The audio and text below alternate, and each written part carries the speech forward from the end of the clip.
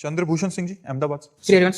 श्री हरिवंश महाराज जी। महाराज जी, जैसे बोला जाता है कि आत्मा ही परमात्मा का स्वरूप है, वो नष्ट नहीं होती, वो बस शरीर बदल लेती है। तो जो पाप कर्म पिछले शरीर से किए गए थे, उसे नया शरीर क्यों भोगता है? उसे वही शरीर क्यों नहीं भोग लेता? इसके अलावा आत्मा परमात्मा का स्वरूप है, तो हमें वो बुरे कर्म करने के लिए क्यों नहीं रोकती? आत्मा क्या रोल है महाराज? आप अपने आत्म स्वरूप को जानते हैं?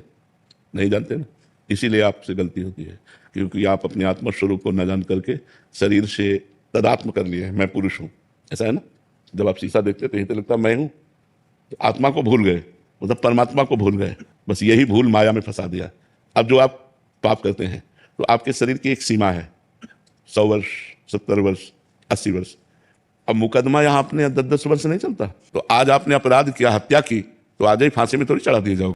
10 वर्ष मुकदमा चलेगा तो 20 वर्ष मुकदमा चले, इसके बाद उसका निर्णय हो। तो अपनी बड़ी सरकार है, आपने इस योनि में पाप किए और अनेक योनियों में दंड भोगना पड़ेगा, अनेक शरीर धारण करके दंड भोगना पड़ेगा, क्योंकि बड़ी सरकार है ना, अनंत ब्रह्मांडों का हिसाब किताब है ना। तो इसी योनि में दंड नहीं मिलता। जैसे हमने पूर्व में पाप किए तो अब हमें भोगना पड़ रहा है, पूर्व में पुण्य किए तो वो अब मिल रहा है। लेकिन अब आप कर्म कर रहे हैं और पूर्व का पुण्य चल रहा है तो चकाचक आनंद है। अब पुण्य कर रहे हैं लेकिन पूर्व पाप चल रहा है, बड़ा दुख, बड़ी परेशानी, बड़ी समस्या है। इसीलिए लोग समझ नहीं पाते कि धर्मात्मा पुरुष दुखी है और पापात्मा सुखी है।